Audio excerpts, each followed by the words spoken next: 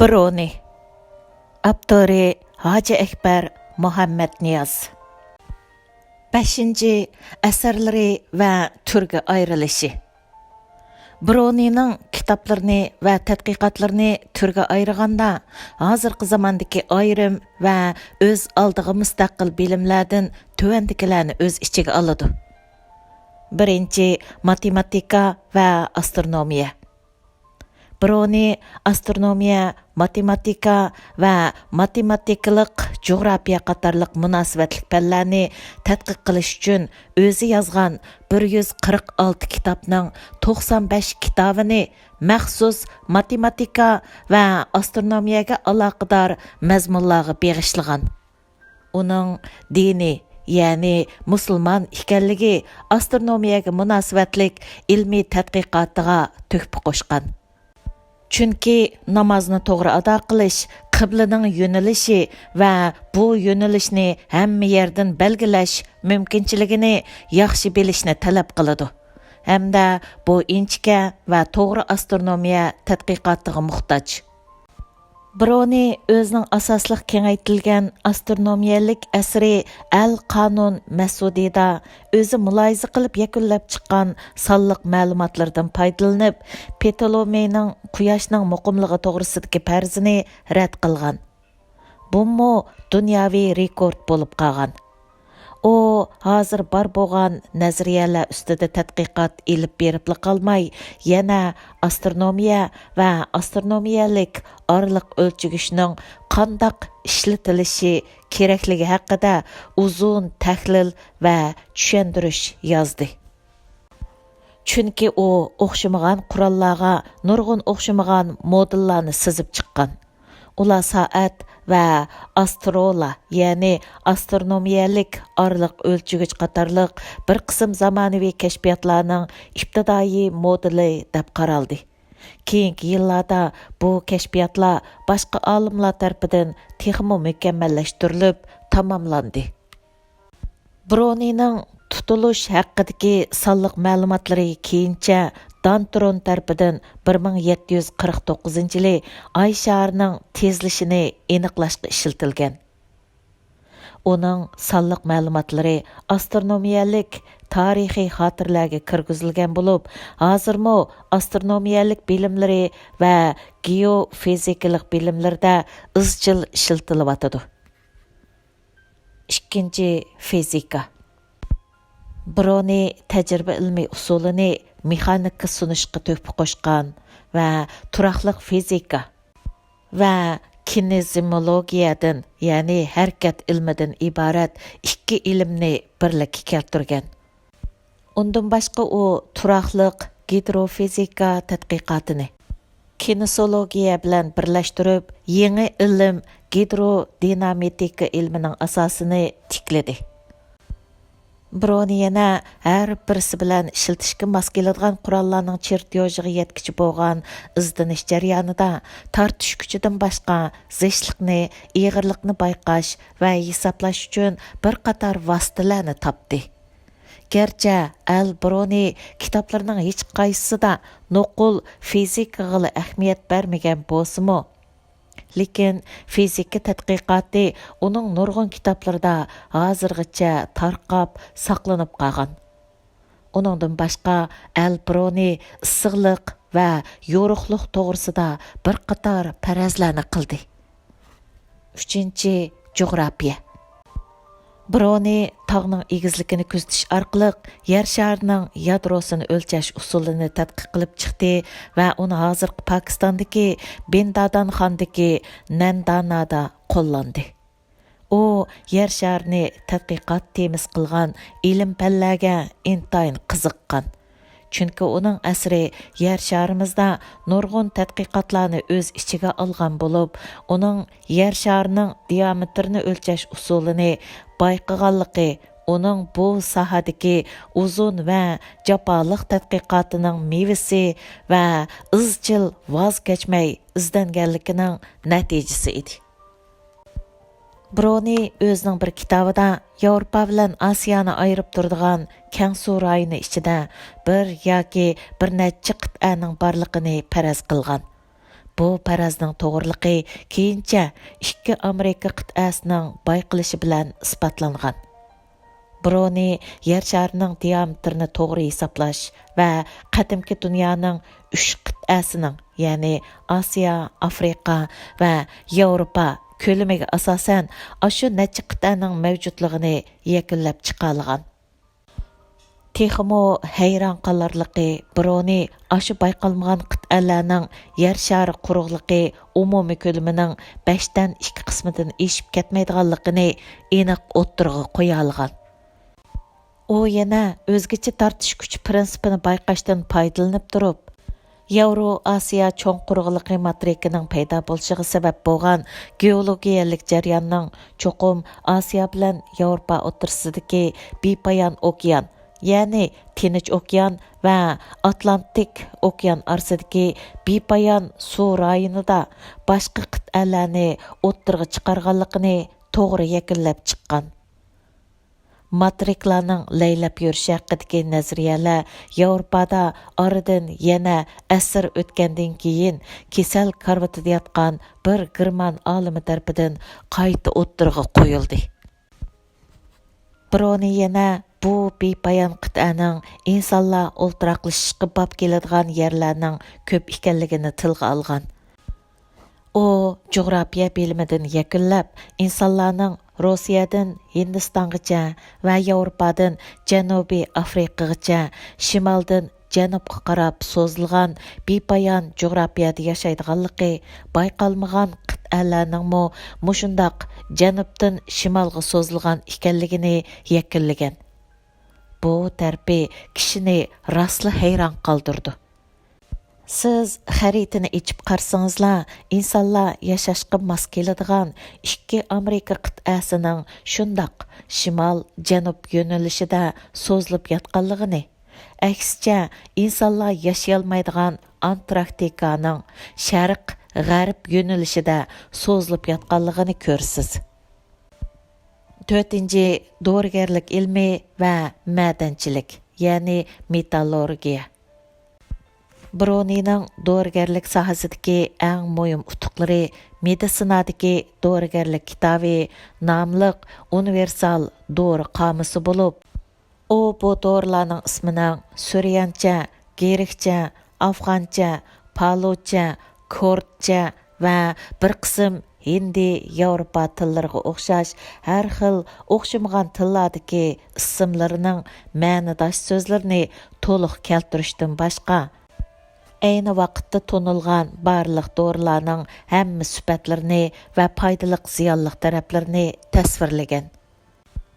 Metallurgiya sohasida Biruni o'zi bir qo'lliq yasab, qurashtirib chiqqan alayda uskunlarni ishlatib, bir qator mineral moddalar va tabiiy elementlarning nisbiy zishligini yuqori saviyalik va inchika muvaffaqiyat bilan belgilab chiqargan. 5. Tarix. Birunining maxsus siyosiy tarixdagi eng muhim kitobi Xorazm voqeatlari haqida marafonchi qomus bo'lib, biz bugun bu kitob to'g'riliq faqat tarixchi İmam Bayhaqning Sultan Mas'ud G'aznaviyning nomiga atalgan tarixiy Mas'udida tilga olgan naqllardan boshqa hech narsa bilmaymiz. Buningdan boshqa biz 2 kitobni inchik selishtirib chiqish jarayonida qadimgi davrlardan qolgan asari atiqalar Hindiston nomli kitobdagi ba'zi bir o'rtaq joylardan boshqa 2 olimning asarlarida tarixiy voqealar va tarixning xotirlash usuli bilan podsholarning ismlari haqida Hindiston tarixi bilan Tarixiy Mas'udi nomli tarixiy kitobdagi o'zaro o'xshamagan uzun muloyizlarni va tipik farqlarni his qildik. Bu tarpimi Birunining tarix xotirlash metodining to'limi o'zgacha va o'ziga xos alaydiliklarga ega ekanligini bildirdi. Chunki islom tarixchilarining hammasi degudak oldinqilarga varislik qilgan bo'lib, metodi o'xshashib ketadi. Ammo Biruni bundaq ritmni buzib tashlagan. xuddi Farabining jiyani Javhari arabcha qomus, ya'ni lug'at tuzish ishidimi o'zgacha metodni barliqqa keltirib, tilshunoslarni hayron qoldirgandek. Birunimi o'zgacha tarix metodi orqali yana bir rekord yaratgan. To'limi afsus, zamonning yig'iliqlari tufayli bu asarning to'liq nusxasi hozirgacha tepilmadi. Birunining tarixiy tadqiqoti yuqorida tilga ilingan sohalar bilan cheklanib qolmasdan, yana yerning kelib chiqishi masalasiga chetilib, yerning nuqul ilohiy yoritilish jarayoni sababidan emas, balki tabiiy elementlardan shakllanganligini ilgari surgan. Gerçi Biruni İslam dininin ve İslam peygamberi Hazreti Muhammed aleyhisselamның çoğunqur təsiriga uçurgan etiqatıga sadık musulman bolsumu. Amma bu elementlarning rolini tunib yetganligi haqida yuraklik muloyiza yurgizilgan. Chunki Farabi keyin islom dunyosida falsafa cho'kishga boshlagan. Hatto dаңлıq sofizm piri Hüccetul İslam deb atalgan ataqlıq dini peshva İslam g'azalli falsafasini ayıplab kitap yazgan. Bu ikki davrning o'ttirsida yashagan Biruni mardona holda yuqorqi iloyat va tabiat bilan zich munosabatli bo'lgan nozik masalalarda dodil holda o'z ko'z qarashini o'ttirg'a qo'ya olgan.